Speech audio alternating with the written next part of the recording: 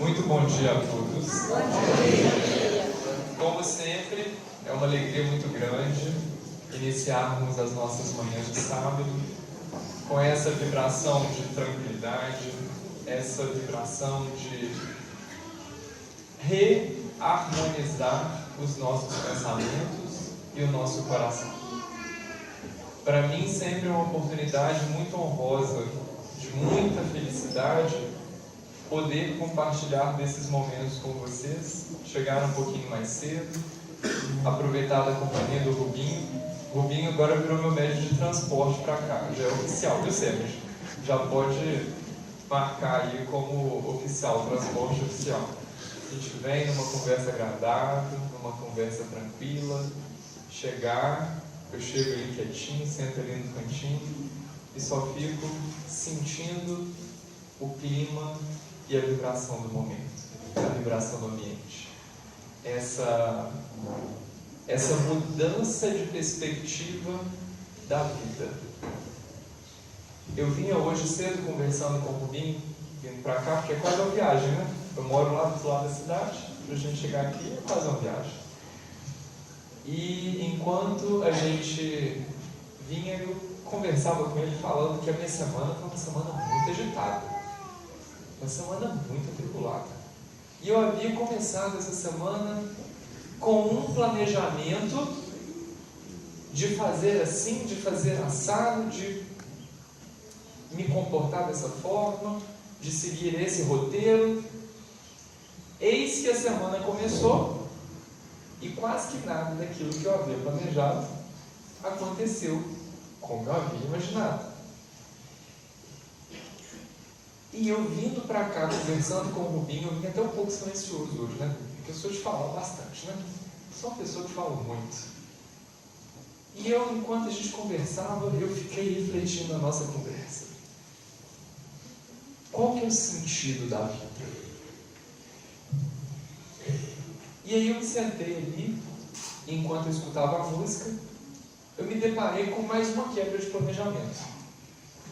O que eu planejei falar aqui hoje, eu acho que não vai ser bem o que vai ser falado aqui não. Qual que é o sentido da vida? Porque a gente organiza as coisas, a gente planeja, a gente imagina que vai ser de um jeito, a gente caminha para uma perspectiva e quando a gente se depara com o momento em si, com a vida real, a coisa quase que nunca sai do jeito que a gente tinha planejado. E muitas das vezes, a gente ainda se depara com dores e com sofrimentos. Com amarguras, com angústias, e aí é onde a gente se pergunta com mais veemência, qual que é o sentido disso tudo? Aí a gente vem para o Espiritismo. Quando a gente chega no Espiritismo, a gente escuta falar sobre a imortalidade da alma, a gente escuta falar que nós somos espíritos imortais, que nós fomos criados simples e ignorantes, que nós somos eternos. Eternos não, né? Infinitos. A gente tem um início, mas não tem um fim. Aí a gente escuta que no final tudo dá certo, se não deu certo ainda porque não chegou no final. Que a gente veio nesse mundo é para sofrer. Espírito adora falar essas coisas, gente. Eu acho muito interessante. A gente veio no mundo é para sofrer mesmo. A felicidade só alcança com muito sofrimento. Eu acho uma coisa tão triste. Imagina que falta de perspectiva é essa, né? Que coisa triste. Você imaginar que você veio, você encarnou para sofrer. E, gente, que coisa forte, que coisa complicada. E eu fiquei me perguntando qual que é o sentido disso tudo. E a resposta que me vem é: o sentido disso tudo é não ter sentido. É não ter sentido. Aí lascou tudo, né? O que eu faço com o sentido de uma coisa que é não ter sentido? Uma das maiores causas de sofrimento nossas é querermos controlar tudo e todos ao nosso redor. Eu vou trazer uma palavra, um conceito que é muito falado pelos nossos irmãos budistas. Impermanência. A vida, ela é impermanente. Não existe um fio condutor que dê uma direção absoluta e incontestável para a vida. Ela simplesmente é pela razão de ser. E eu penso que esse conceito, ele seja até um certo ponto muito reconfortante para nós. Porque quando a gente consegue admitir que a vida, ela tem a sua razão de ser própria e que não depende da gente influenciar nessa razão de ser da vida, a gente fica muito mais sereno e mais tranquilo com o que acontece ao nosso redor. Porque aí a gente passa a agir e a atuar naquilo que realmente nos compete e naquilo que realmente está ao nosso alcance de atuação.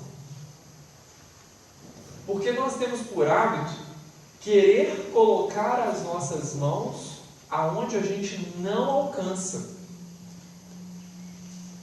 E aí, por não conseguir alcançar, a gente sofre, a gente se ilude e a gente se frustra. E isso dói demais. Isso dói demais. Muitas vezes dói muito, mas muito mais do que uma dor física, do que um machucado, do que um incidente qualquer que seja. As fissuras da carne não dói da mesma forma que as fissuras do coração, que as fissuras da alma. E isso geralmente é derivado daquilo que a gente mesmo provoca. E quando a gente consegue assimilar essa ideia de que a vida, ela tem o seu viés de impermanência, a gente consegue acerenar o nosso coração e tranquilizar o nosso espírito, o eu espírito. Existe um texto que é chamado de oração da Gestalt, que talvez alguns conheçam, e que diz assim: Senhor, concedei-me a serenidade necessária para aceitar as coisas que eu não posso modificar. Aceitar as coisas que eu não posso modificar e coragem para modificar aquelas que eu posso. Coragem para modificar aquelas que eu posso. E sabedoria para distinguir uma das outras. Exatamente. Escutaram? Concedei-me a serenidade necessária para aceitar as coisas que eu não posso modificar. Coragem para mudar o que eu posso mudar. E sabedoria para distinguir uma da outra situação. Porque quando acontece algo que não está no nosso alcance de solução, o que eu posso fazer, gente? Nada. Eu simplesmente preciso de ter o quê? Serenidade. Porque na impermanência da vida, aquilo não me pertence. Agora, e se acontece algo que está no meu alcance de mudança? O que eu preciso de ter? Coragem, ação, para ir lá e fazer aquilo que tem que ser feito. Mas além disso, eu preciso de ter sabedoria para poder olhar as situações e falar: isso aqui é razão de serenidade, isso aqui é razão de coragem, que eu preciso de distinguir uma da outra situação.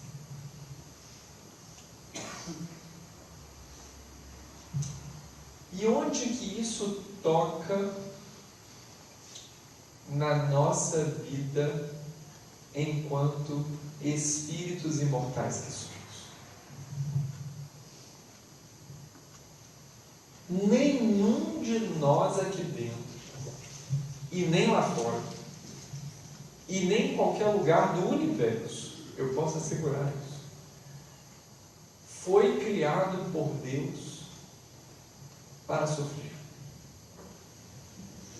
Nenhum de nós. Nenhum de nós. Mas a gente sofre. A gente sente dor. Tem hora que a coisa agarra no pescoço, na garganta, e não digere. E como que fica essa situação? Todos, quando somos criados, é como se nós fôssemos diamantes. E o diamante, quando ele é tirado das entranhas da terra, ele é uma pedra bruta, feia que dói. É muito feio. E a partir do momento que ele começa a ser lapidado, trabalhado, que ele começa a ser polido, ele vai se tornando aquela pedra preciosa, translúcida que a gente conhece e é tão valiosa.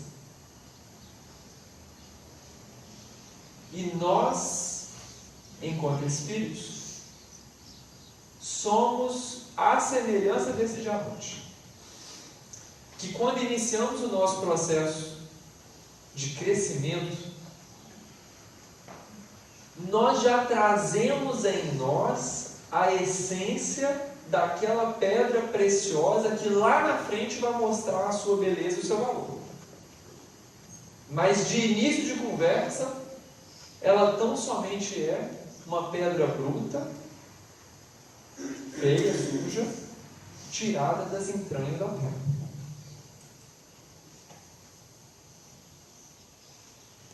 E justamente por não conhecer aquilo de mais importante que ele tem, é que ele se encontra nesse estado, entre aspas, da brutalidade.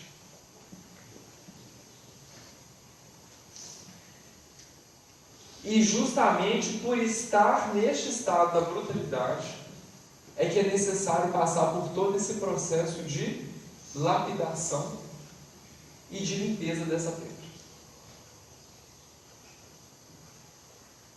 Aí passa a lixa, vem lá o escultor, bate o martelo,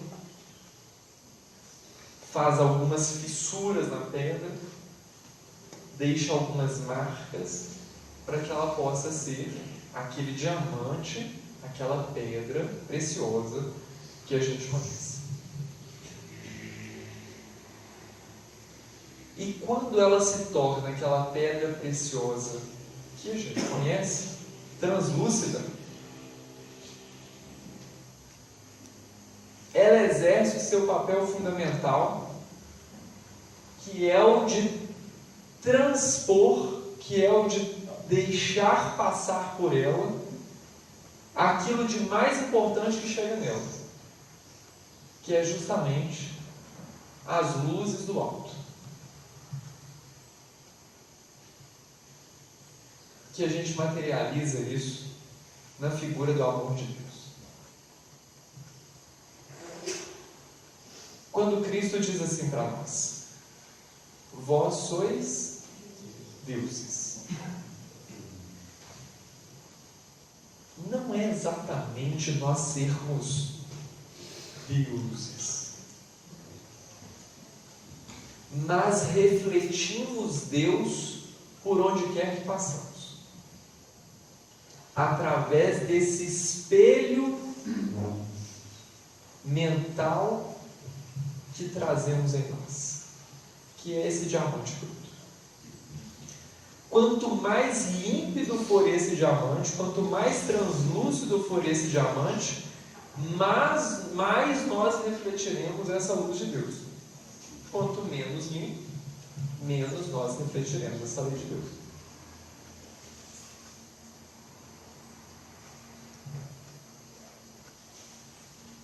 E nesse processo, enquanto estamos nessa jornada, nessa caminhada, de fazermos esse movimento, de limar as nossas imperfeições, de lixar essas nossas impurezas, naturalmente é o processo que a gente experimenta algumas vezes. Quando a gente parte por essa linha de raciocínio, a responsabilidade daquilo que acontece na nossa vida sai da figura do outro e passa a exercer um papel fundamental na minha existência em particular. A partir do momento que eu, em sendo criado um espírito filho de Deus, esse diamante bruto no início do processo do crescimento, passando por esses movimentos de lapidação e de limpeza, de depuração, experimento essas dores e esses sofrimentos, não por uma imposição, mas por fruto daquilo que eu mesmo trago agregado à minha existência. E eu preciso me libertar, me despir dessas impurezas. Eu passo a ter um papel fundamental e de muita importância naquilo que me acontece. E aí é onde eu preciso começar a fazer a separação da serenidade e da coragem. De tudo que acontece na nossa vida, quantas dessas coisas de fato dizem respeito às minhas possibilidades de mudança? E quantas dessas coisas não dizem respeito às minhas possibilidades de mudança? Porque se não diz respeito às minhas possibilidades de ação, o que me resta fazer é ter serenidade e simplesmente ver o que está acontecendo, por mais sofrido e doído que seja, sabendo que nesse movimento da impermanência da vida, aquilo que não me pertence simplesmente não tem como fazer nada. Agora, aquilo que me pertence, aquilo que me cabe, aquilo que me compete, aí sim é um movimento de que eu posso tomar pé e fazer a mudança que devo fazer. Quando eu falo sobre isso, me lembro de uma história contada pelo próprio Cristo, que dizia o seguinte. Se não me engano, eu já até contei essa história em uma palestra anterior. Havia um senhor que tinha 2 filhos. E o filho mais novo chega até esse senhor, que era senhor de terras, dono de muitas posses, e fala para ele: meu pai, eu gostaria que o senhor antecipasse a parte que me cabe na sua herança. O pai olha para esse filho e diz assim: meu filho, você tem certeza do que você está pedindo? E o filho fala: tenho, meu pai. Eu gostaria que o senhor me antecipasse aquilo que me cabe na herança que o Senhor um dia vai me dar, mas eu já quero de uma vez. Aí o pai pergunta: você tem certeza mesmo que você quer antecipar essa herança? Ele tem. E o pai fala: tudo bem, meu filho, eu vou te antecipar a herança. Esse filho converte aquela herança em dinheiro, e era uma soma vultuosa de dinheiro. Ele então vai para uma cidade muito distante, e ele gasta aquela herança. Cristo usa essa palavra, no Novo Testamento essa palavra, dissolutamente, de forma fútil, de forma abjeta, sem sentido, repugnante. E quando ele vê que o dinheiro que ele tinha já não era mais suficiente para se manter, porque ele gastou tudo, ele começa a pedir emprego lá naquela terra distante onde ele estava. Ele começa a pedir trabalho para outras pessoas, a fim de que ele pudesse trabalhar, receber algum dinheiro e se sustentar, porque o dinheiro dele tinha esvaído, acabado. Só que aquela terra, aquele lugar onde ele estava, vivia uma crise assim, muito grande, uma crise muito grave. E nesse momento, as pessoas que lá estavam não davam emprego para esse rapaz, porque não tinha nem jeito, não tinha como, estava em crise. Esse rapaz então começou a ficar sem dinheiro e com fome. Aí ele começou a pedir comida para outras pessoas. E como o momento era de crise, nem comida as outras pessoas davam para ele. Até que ele vai ao criador de porcos e diz ao criador de porcos o seguinte: Senhor, eu gostaria que o Senhor me desse algumas das alfarrobas que são dadas de comer aos porcos. Alfarrobas eram frutos que eram exclusivamente dados para comer aos porcos. Ninguém mais comia alfarroba. Era comida dos porcos. Então ele pede as alfarrobas que eram dadas de comer aos porcos. E o porco, na cultura judaica, nós temos que entender um pouco desse contexto. O porco, na cultura judaica, ele era o pior dos bichos que existia no reino da natureza. Era a representação da pior das coisas que existia na natureza. Então você pensa bem, aquele rapaz chega, pede ao senhor dos porcos que lhe desse de comer algumas alfarrobas, e esse senhor vem e fala que não ia dar alfarroba para ele, porque senão ia faltar para os porcos dele. Aí aquele rapaz ele sai de lá pensando: gente, olha a que ponto eu cheguei na minha vida. Eu estava na casa do meu pai, lá eu tinha tudo do bom e do melhor. Lá eu tinha comida, eu tinha agasalho, eu tinha coberta, eu tinha servos que me serviam, eu tinha uma casa confortável, eu tinha minha família perto de mim, eu tinha tudo que eu precisava para uma vida tranquila, serena e sem maiores preocupações. Aí eu inventei moda de antecipar a minha herança, gastei tudo, cheguei aqui ao ponto que cheguei, e olha a situação em que eu me encontro. Nem a comida que é dada ao pior dos bichos da natureza eu posso comer. Ou seja, chegou no fundo do fundo do fundo do poço. Você quer saber de uma coisa? A até os servos do meu pai estão vivendo melhor do que eu. Os servos que servem ao meu pai estão vivendo em condições muito melhores do que eu. Nesse ponto, o Cristo usa uma expressão que, na minha opinião, é uma das expressões mais impactantes que tem em todos os textos do Cristo.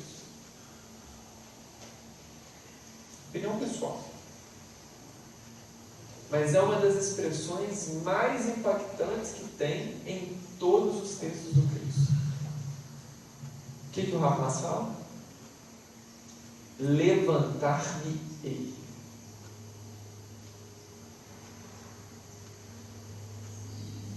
Vou levantar. E aí ele completa. E vou voltar para a casa do meu pai. Aí ele toma rumo de volta para a casa do pai dele. E quando ele chega na casa do pai, ele é recebido com um banquete, com uma festa, porque a alegria do pai de ver o filho em regresso é muito grande.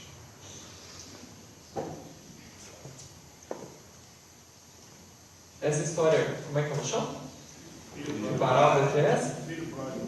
Filho pródigo. Levantar-me-ei. Levantar-me-ei. Essa é a expressão que está lá. Levantar-me-ei. Isso é de uma tomada de consciência tão grande,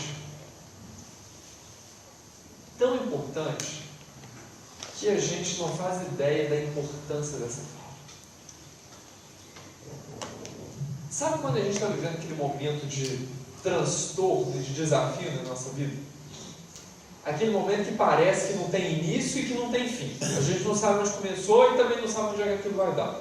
A gente está perdido no turbilhão de situações. O levantar-me-ei é nesse momento. A hora mais escura da noite é aquela que vem antes do amanhecer. Quando a gente está vivendo um momento de maior angústia, de maior aflição, de maior transtorno, é o momento da virada. Vocês já sentiram angústia? Esse sentimento chamado angústia, aquele negócio que aperta o coração, aperta o pulmão, você tenta respirar, o negócio não completa, a respiração não completa. Já viveram essa experiência agradabilíssima chamada angústia? É uma sensação assim extremamente desagradável, mas ela é importantíssima.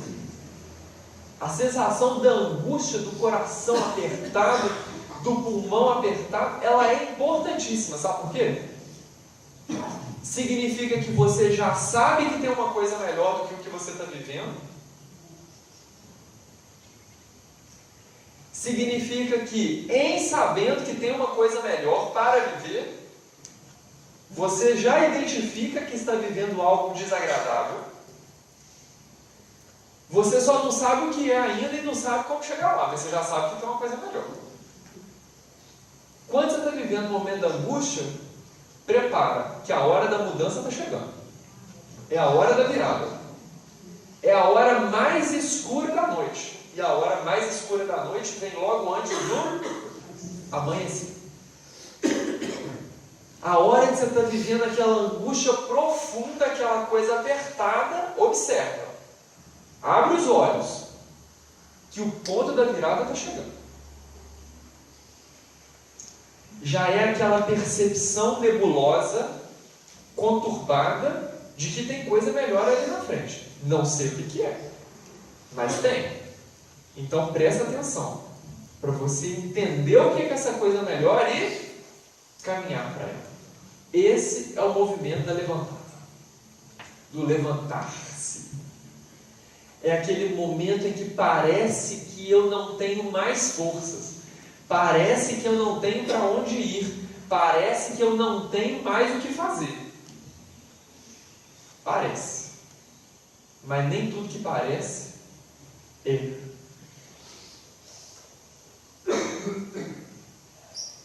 E aí eu pergunto, como será então que eu faço para levantar? O movimento da levantada, ele é extremamente individual. Ele é extremamente particular. E é um movimento que eu preciso de ter serenidade por um ponto, e eu preciso de ter muita coragem por outro ponto. Coragem para fazer o meu movimento íntimo de levantar. E serenidade para aguardar que o outro se levante no tempo que é de Deus, não é nem dele. É um tempo que é de Deus. Por quê? Não me compete. É um tempo que é um problema dele com Deus. É um problema de pai para filho e de filho para pai. É uma história que não tem fim. Ah, mas é meu filho. Ah, mas é minha mãe. Ah, mas é uma pessoa que eu amo, meu marido, minha esposa. É alguém que eu goste muito. É outro indivíduo. É outro espírito. E cada um tem seu tempo. Cada um tem suas experiências. Cada um tem seus desafios. Cada um tem suas dores. Quem aqui tem mais de um filho? 2, 3 filhos para frente? Deixa eu ver. Ih, bastante gente. Deus abençoe. É muito filho. Quem tem 2 para mais filhos aí vai saber. Os filhos são todos iguaizinhos um do outro. Se não tem filho, às vezes tem irmão, né? É tudo igualzinho. Você vê os filhos assim e fala assim: esse é a cópia desse, que é a cópia desse, nasceu tudo igual.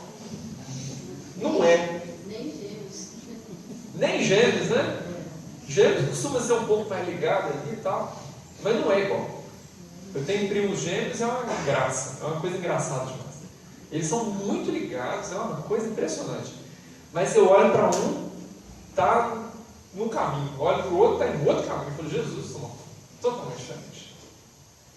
São indivíduos, são individualidades. Cada um tem o seu tempo, cada um tem a sua perspectiva, cada um tem a sua linha de ação perante a vida. E quando eu identifico que aquilo que é do outro fique lá para o outro, eu preciso ter serenidade para simplesmente ver e deixar a coisa acontecer, claro que contribuindo da forma que eu puder, eu preciso ter coragem para olhar para a minha realidade e saber em que eu posso contribuir para o meu processo de levantar. E como que eu faço isso? Uma identificação de crises e soluções. O melhor movimento de levantada e de saída do sofrimento é uma identificação de crises e soluções. Se eu vivo um momento de aflição, eu estou vivendo um momento de crise. Crise íntima, crise emocional, crise financeira, crise qualquer que seja. Eu estou vivendo um momento de crise, de rompimento com a estrutura que eu imaginava ser, que eu desejava que fosse, mas não está sendo. Isso é um momento de crise. E eu só consigo sair desse momento da crise, desse estado de crise, se eu enxergar o oposto da crise. Por quê? Se eu ficar só pensando naquela crise, eu só vou ver o que na minha frente? Crise. Crise. Isso é uma consequência lógica. Isso é colocar o cachorro para funcionar. Chega às vezes alguém para mim e fala assim: nossa, fulano não gosta de mim. E começa assim, porque fulano não gosta de mim. Fulano me olha torto. Tá vendo? Aquela olhada que fulano me deu é a prova de que fulano não gosta de mim. Você viu que fulano hoje passou por mim e não deu bom dia para mim? Tem 100 pessoas assim, fulano dá bom dia para 100 pessoas, mas passou por ele, o problema é dele, é com ele. Aí a gente começa, como que você quer fazer esse movimento da mudança? Se você não para de enxergar esse ponto da crise. É importante que a gente comece a focar no oposto, na oposição, na contraposição, que é a busca da solução. Se eu vivo um problema, se eu vivo uma crise, eu preciso buscar a solução. Se eu ficar só enxergando o problema, só falando do problema, só falando da crise, eu naturalmente só vou viver a crise. Meu pensamento vai circundar aquele transtorno. Para que eu consiga fazer o meu movimento de levantar, de levantada, eu preciso entender o que eu estou passando, olhar para o que eu estou passando, mas, ao mesmo tempo que eu olho o que está acontecendo comigo, eu preciso de buscar o que vai me tirar daquela situação. Esse movimento desse esforço, porque o levantar exige um esforço. Concorda comigo? Quando a gente levanta da cadeira, não exige um esforço? Quando a gente levanta da cama, quando a gente acorda, não exige um esforço? Às vezes exigem esforços maiores, às vezes esforços menores. Tem gente que sentado na mesma cadeira, na mesma altura de cadeira, vai ter um esforço menor para levantar do que outros. E outros terão esforços maiores para levantar. Ambos estão levantando. Mas um está fazendo mais esforço e o outro está fazendo menos esforço. Isso depende de cada um. Vai ter gente que vai levantar do chão com mais facilidade e menos esforço do que gente que levanta da cadeira. Estava cheio de criança aqui na hora que a gente estava cantando. A criança daquela senta no chão aqui, levanta, pula, deita, dança, faz que tudo. E tem menos esforço até do que eu para poder levantar do banco ali. Vai ter dia que eu vou fazer mais esforço para levantar do que outros. Porque eu estou mais cansado, porque eu machuquei, porque eu estou indisposto. Alguma coisa aconteceu de diferente. Vai ter dia que eu vou levantar de primeiro.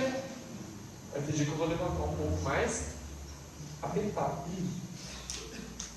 A identificação do que eu estou vivendo ajuda nesse movimento de entender quem sou eu aqui e agora, neste momento. E esse é um dos maiores desafios de nós entendermos quem somos nós aqui, agora, neste momento.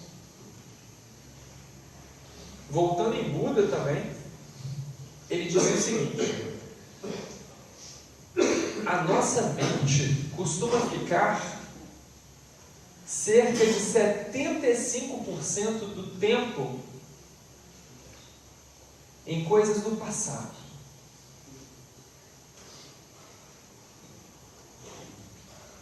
Cerca de 20% do tempo em coisas do futuro. E apenas 5% do tempo no aqui e agora, no presente.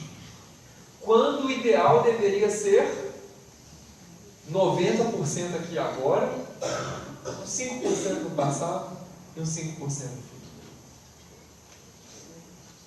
Quando a minha mente está no passado, eu deixo de viver o meu momento presente.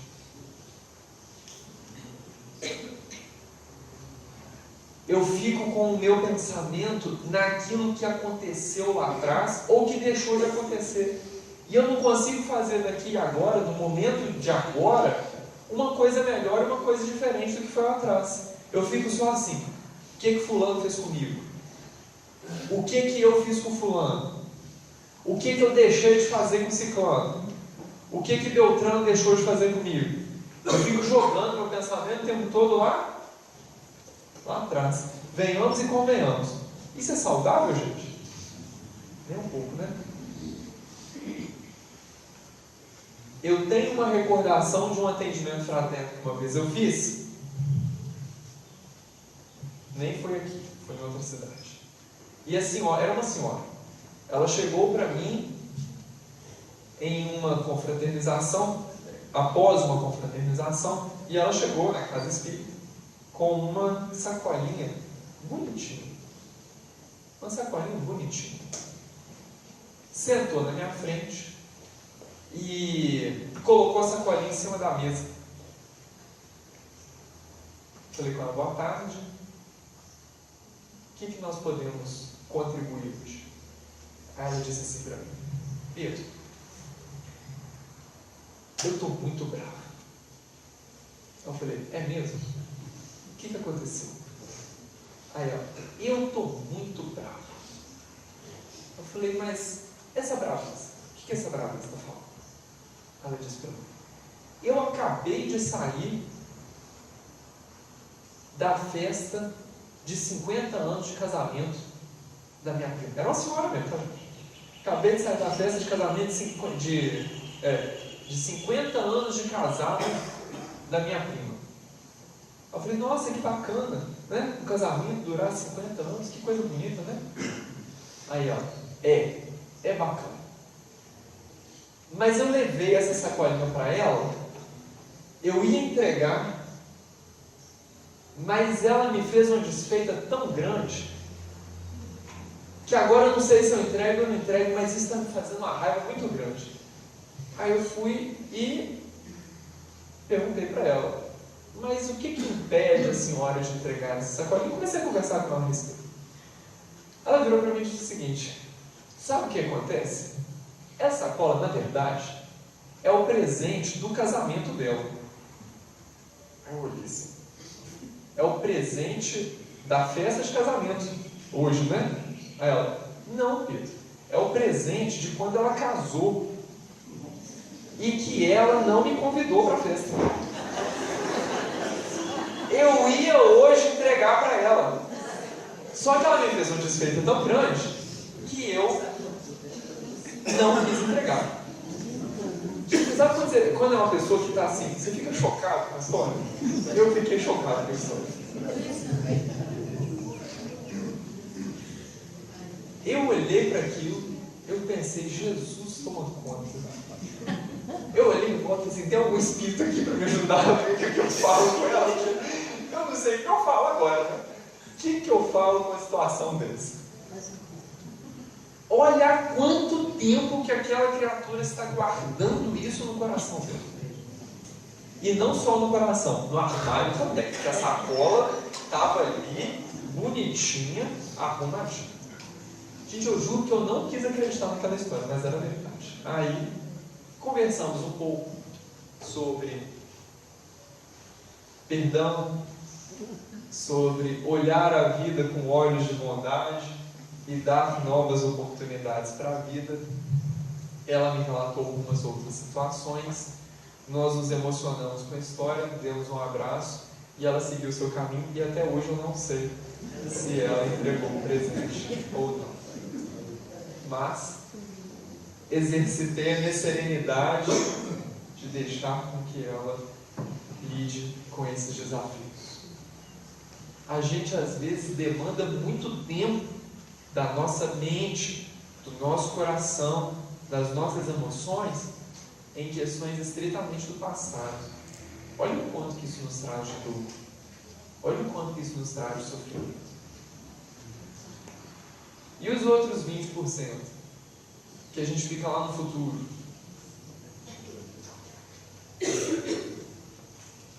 Eu não sei o que vai acontecer amanhã.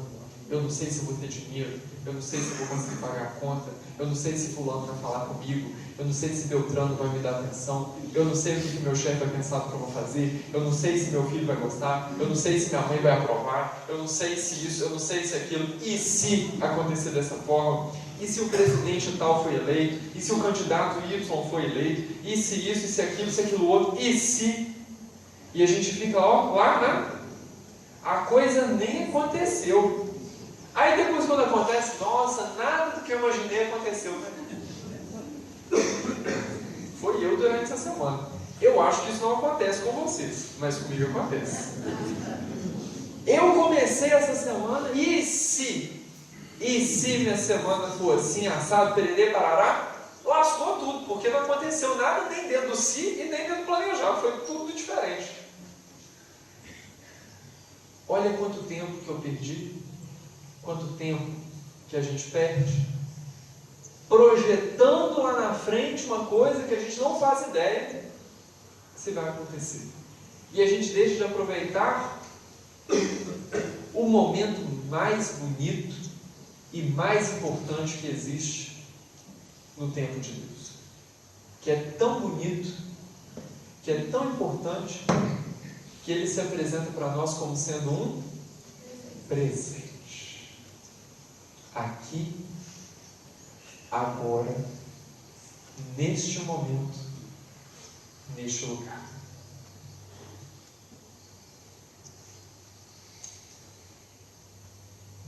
Quem sou eu?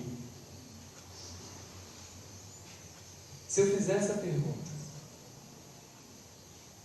o que vocês responderiam? Quem é você? Quem é você? Quem é você? Um espírito em evolução. Um espírito em evolução? Não. Quem é você? Você é simplesmente este momento. Você já não é mais o mesmo que era quando nós começamos essa palestra. E você ainda não é quem será quando nós terminarmos essa palestra. Você é este momento. Onde vocês estão? No Jam? Onde vocês estão? No agora. No aqui e agora.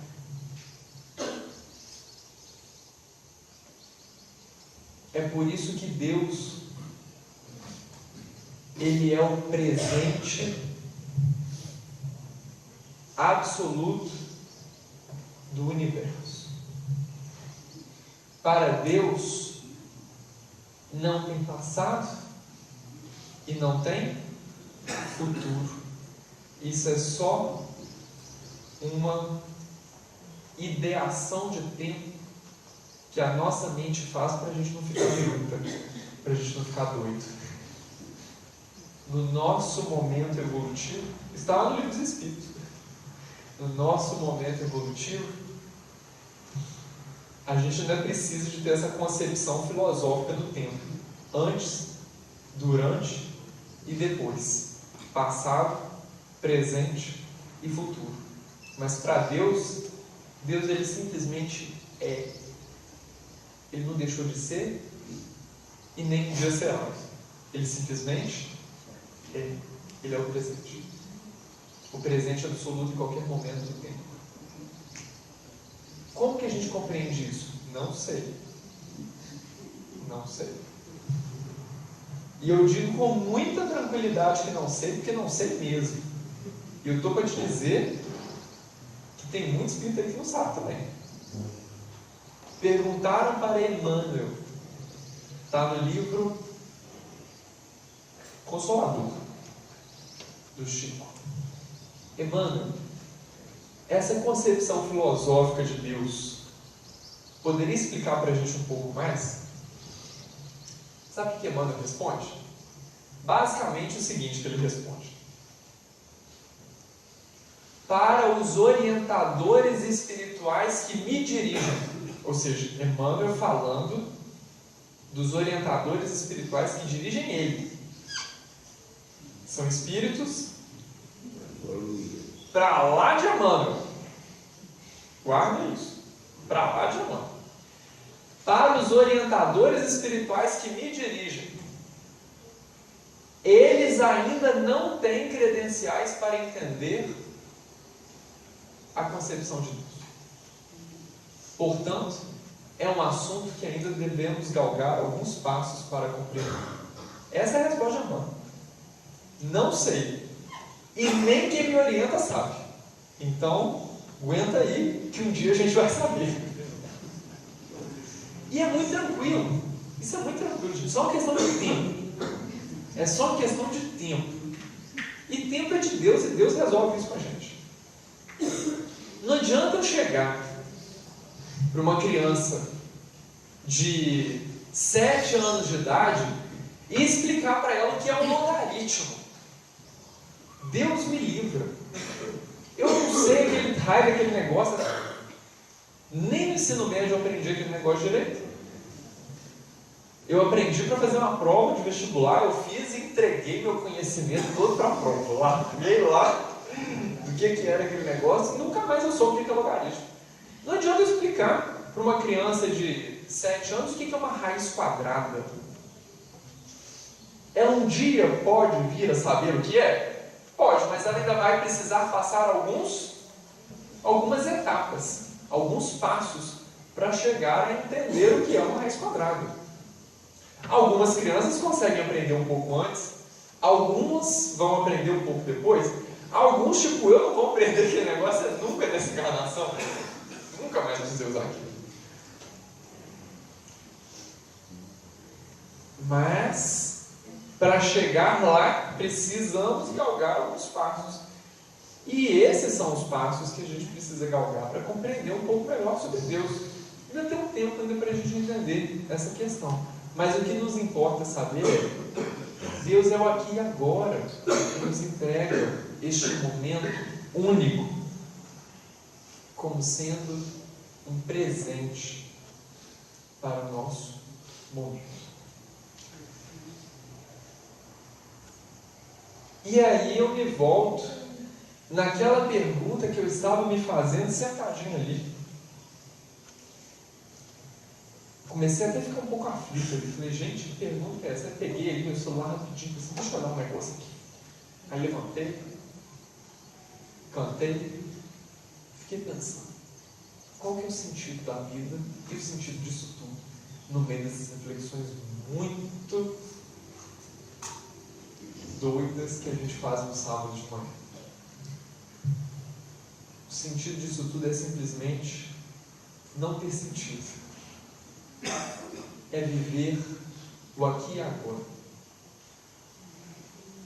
É simplesmente se envolver com aquilo que me cabe, com coragem para mudar aquilo que me pertine e serenidade para deixar que seja, pelo simples fato de ser, aquilo que não me compete. É por isso que o Cristo diz que Ele vem para que tenhamos vida e vida em abundância. E eu só consigo viver a vida se eu me alinhar aos propósitos do Senhor da vida. E o Senhor da vida só existe um, que é o próprio Criador. Se Ele é o aqui e agora, o presente absoluto, não tem como eu ter vida. Quando eu digo vida, eu digo paz, eu digo tranquilidade, eu digo felicidade, eu digo alegria. Não tem como eu ter esta vida se eu não estiver intimamente conectado com Deus. E esse Deus, Ele não está lá fora. essa conexão com Deus, ela não está no templo, ela não está aqui no Jean, ela não está na igreja católica, ela não está na igreja protestante, ela não está na FIAC, ela não está numa construção lá fora. Ela está numa construção interior. Porque nós somos deuses. E Deus está em nós. Ainda que eu não tenha um lugar para ir, um templo para frequentar, ainda assim eu estou intimamente conectado com Deus. Porque Deus está em nós. Nós refletimos Deus pelo espelho da nossa mente a todo tempo. Mas quanto mais diamante bruto a gente for, mais turvo é esse reflexo. Quanto mais translúcido e lapidado for o nosso diamante mental, mais pleno e mais límpido é essa reflexão de Deus. Lembrem-se de que em todos os processos de dores, de sofrimentos, de angústias, de amarguras, nós podemos fazer a diferença. Cabe a nós fazermos uma escolha de levantarmos, às vezes fisicamente, às vezes emocionalmente, às vezes com ajuda, às vezes sozinho, e darmos um passo adiante. Ah, mas Pedro Paulo, eu estou em depressão, eu não consigo. Ainda assim, é possível levantar. Com ajuda, amigos, família, medicamentos, acompanhamentos profissionais. Fazer uso de um medicamento não é errado, não, gente. Deus cria tudo que existe no universo. Se Ele criou um medicamento, é para ser usado. É muito legal alguém falar que não precisa de tomar remédio por algum motivo que seja. Às vezes é um medicamento que vai fazer todo o controle bioquímico do organismo para que a pessoa consiga ter força de levantar. É aquele braço que estende e te levanta, te ajuda, te puxa. Mas faça o seu movimento. Dê o seu impulso. Ou se ainda assim não conseguir dar o seu impulso, olhe ao redor, porque Deus nunca nos abandonou. E sempre tem alguém que está ali do lado, de braços estendidos, para te dar a mão e te dar o suporte devido. Aceite. Quando for o momento de se entregar na ajuda, entregue-se. Não somos super-heróis. Não somos incríveis Hulks. Somos espíritos em aprendizado, vivendo juntos o aqui e agora. Que o Mestre Jesus possa nos abençoar. Na verdade, eu vou mudar essa fala. Que Jesus nos abençoe. Que nós possamos sentir nos nossos corações as bênçãos do Cristo que recaem sobre nós. E que nós possamos estar em Deus da mesma forma que Deus está conosco em cada passo da nossa existência. E que aceitemos essa ajuda sempre que for preciso. Porque Ele está aqui, agora. Será que eu estou nele? Essa é a pergunta que a gente tem que fazer. Bom dia para todos. Tenhamos um excelente sábado, um excelente final de semana e ótimas oportunidades de crescimento para nós. Bom dia para todos.